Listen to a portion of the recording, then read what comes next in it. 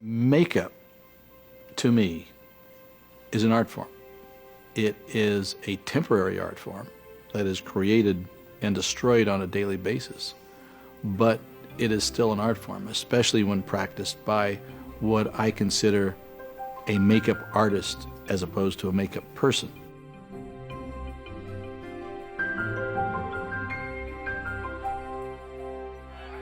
My experience with Rocky was an interesting one because it came out of the blue.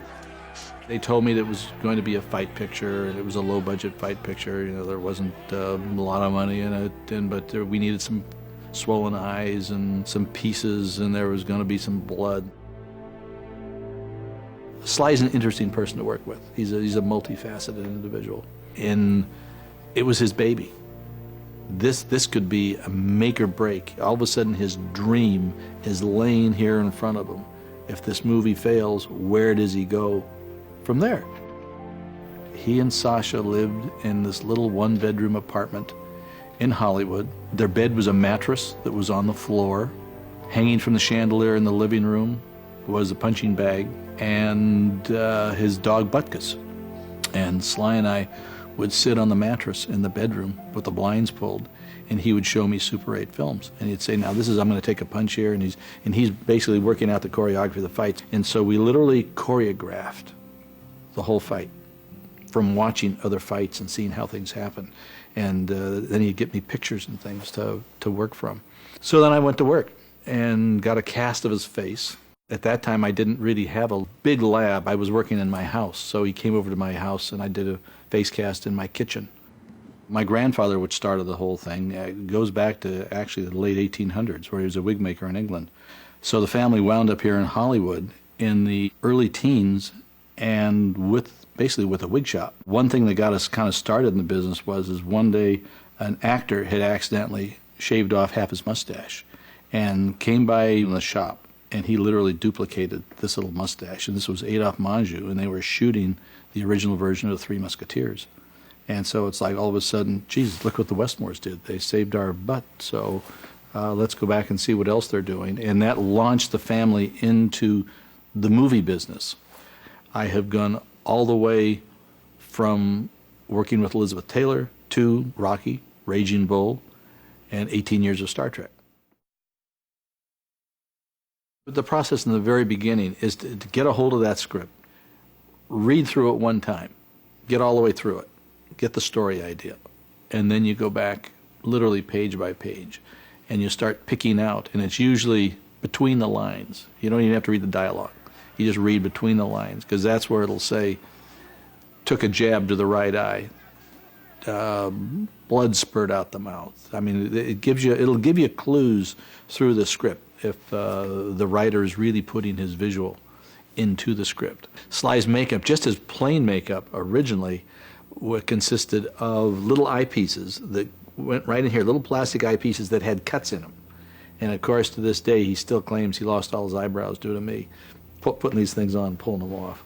With Rocky, it was the reality of what really happens to the skin, not what I think it's going to do, what really happens. That's all very important to the reality of what the viewer is going to take in. Then they believe. They believe what's going on. This is my lab, very much like what I had in the days of Rocky back in the 70s. And a lot of the techniques are still the same today as they were then. And these are the actual molds that I used for the film. The same very heavy-duty plaster Sly had to wear, little pieces over his eyes every single day as the Rocky character. And this is the mold. This is above his eye, right here, and those are the little teeny pieces. And they were pressed out of plastic. That way they could glue on and take a Q-tip with acetone on it, go around the edges, and dissolve it right into his eyes. So when you see the close-ups of Rocky, you'll notice all these little cuts over his eyes. And every single pair came out of this little mold here. I have actually used these today when something came up where I needed a swollen eye, and I've used the same pieces. And of course, people are always, actors today are thrilled when I say, this is something I used on Stallone. You know, they're thrilled, I'm wearing Stallone's pieces. One of the interesting things with Mickey, the character played by Burgess Meredith, that people aren't familiar with. And I thought, gee, this is really obvious. And until it's pointed out that he was wearing cauliflower ears and a broken nose and a tube shoved up one nostril to literally give his nose this S shape, and the old punch-drunk fighter, I glue his ears back and glue in these appliances into them and put little red silk fibers into the plastic so they disappeared right into the skin. For the 3 pictures that he worked in, he wore that every single day. And it's funny, it's people look at the movie and they think that that's what Burgess really looks like. The final fight of Rocky, which was really the culmination of this whole thing, that everybody runs out of that movie ready to fight. Put your hands up there, chump. I'm not fighting. Come on. Every round was laid out ahead of time. We knew that we were going to fight for the first 3 rounds and maybe nothing would happen. But then all of a sudden Apollo Creed is going to land a right to one eye and his cheek's going to start swelling a little bit. So round 4, Sly's going to get a little piece. Then in round 5, maybe he's going to hit Apollo Creed over the other eye and it's going to split a little bit and he's going to get a little blood, which happens over here then on Carl. Then by the time we get to round 6, the little piece here on Sly, it has to be changed to get a little bigger, and Carl's cut over here is starting to swell a little bit. And this goes on like that all the way through with both eyes on both characters until round 15, to the point where Sly's eye is totally closed up. Continuity is very important when you're doing pictures like this, because you have to keep track of the swelling going on, bruises coming and going. My thought all the time is what looks real, what looks real. It can't look like a studio, it can't look strange, you know, it has to always have this touch of realism to it.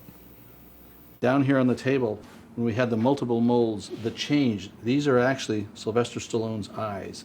The mold was taken, the entire face cast where he sat in a chair, and had an alginate cast taken of his face, poured in plaster, and then I took pieces of it off. And these pieces were embedded into this large plate, and you can notice it's also very, very thick, because that way I can bake them over and over and over again. In making the progression of appliances, and if you notice inside the mold here, there's marked a 1, and in this plate over here, there's a 3. And they went from this size here to larger and smaller, and that way in my continuity I could keep track of if they had a number 1 piece on next to number 2 and number 3, or going down the opposite way if swelling was going down. And that way I could pour the rubber into the mold here. Now the foam rubber is made up of liquid latex, and chemicals are added to it to give it body and strength, and it's whipped up in the blenders. They're regular household blenders, and the latex is whipped up to the consistency of chocolate mousse. And then it is poured into these molds. The molds are closed up, and then this mold, when the rubber sets, is put into an oven, and they cook at 200 degrees. So that rubber is put in there, and we vulcanize the rubber the same as if you were making a tire, and the heat in the oven sets it up, makes it nice and firm. This is the same technique that I used on Rocky almost 30 years ago. This is an art form that I enjoy, and I want other people to enjoy. It's not something I want to stand out and say, oh, gee, what a great makeup, but gee, what a great movie, what a great character, that it all becomes part of the film. My Uncle Perce said one time, many, many years ago, the best compliment for a good makeup is no comment at all. You're giving the actors something to work with, to be able to look into the mirror and say, I've been hit in the face. I've been hurt. I feel hurt. I can feel hurt because I look at this and I can see that there's something going on. And as this fight went on, and the face would swell, and Sly could look at that, and Carl could look at that, and they could feel this beating going on. If my pieces didn't work, it blows the visual image of it right away, no matter what else goes on, whether the script was great, the acting was great, everything else is great. There is a reality that has to be there in the wigs in the bone structure, in the muscle structure, and that's what you need to understand as a special makeup artist. With Carl's skin tone, had to be very careful that things with all the water and the powder and things, that things didn't start looking ghosty or looking pale. So it was a little bit more of a challenge to match up his skin tone, because here we have a piece of rubber on here that has to blend into his natural skin tone. So I am controlling the looks between fair skin and dark skin. You had to put more highlights into Carl's bruises so they would show, as opposed to Stallone's. With those you could put, you put the reds, the purples. But with Carl I had to use more yellows and light greens and things like that to bring out the bruises, so you really got the feel that this man was starting to swell. And so there is a different color palette for both actors. Since there was so much water that we were using too, the blood always had a reality to it, because it would drip and follow like drops and things as it would work its way down the body or work its way down the face. And having to squirt him, I had to get close to him. And I don't know how many times he punched me. And it's like, hey, okay. See, you'd want to squirt him a little further away, because you'd always take give me a jab in the stomach,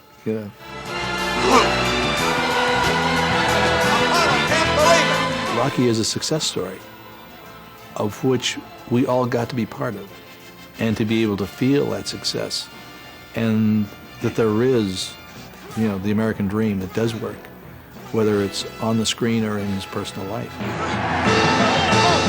The champion got a left to the ribs, his right rib. Everybody had so much faith in the project that they were willing to work extra hard even. I can't see nothing, gotta open my eye. Come here, Mick. I don't want to do it. Go on, cut me. This is one thing that just kind of got passed around from drawer to drawer, and I never lost it. This is the original Cut Me Mick. And of course there's CGI in many ways of doing it today, but we're going back to the old process of the makeup artist special effects type of process. And this razor blade, the edges were rounded off so it wouldn't actually cut Sly. And then a ball, literally from a squirting flower, was taken, a small tube taken across here. So I would take and pull the ball off, fill it with blood, put it back on, and in the scene, all he did was he came across his eye like this, and when the director said, go for it, all they had to do was squeeze the little ball, and the blood shot out of there onto the eye. So that's a wonderful piece of memorabilia. I don't want to do it. Go on, cut me. It's one of those memorable scenes in movie history, which was one take. I wanted to do it second time. The blood's coming from a different area than you think it is. It's like we fooled the audience, and it was our own little magic trick for the movie. It was such an experience. I mean, not only the film, but my association with Sly, that no matter what else I was doing, a Rocky II was a no-brainer to say yes to. Rocky III, the same thing. It's an experience to see a character mature and to be able to go through that whole process. That it was something that I wanted to be part of. It was the leader in not only fight films, but feel-good films. We were going through a period then of really downer, depressed films, and Rocky turned the world around.